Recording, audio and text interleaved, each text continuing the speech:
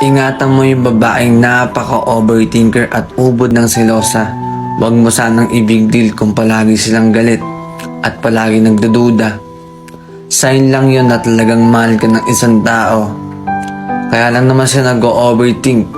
Natatakot sila baka agawin ulit yung taong pinakamamahal nila.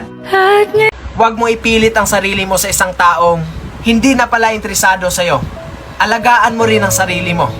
Ipakita mong kaya mo rin kahit wala siya. Lahat tayo may halaga. Bakit mo pa sasayangin ang oras sa taong hindi nakikita ang halaga mo? Ito ang tatandaan nyo. Kapag ang mahal nyo biglang nagbago sa'yo, yun ba ang kaya ka na niyang tiisin?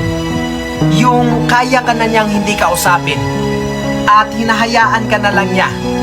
Asahan mo, meron na yang ibang pinagkakabalahan. Meron ng ibang nagpapasaya sa kanya. Kaya kanya natitiis. Huwag mo nang kulitin. Dahil kung totoong mahal ka niyan, kahit gaano pa siya kabisi, hindi kanya kayang tiisin. Real talk lang to.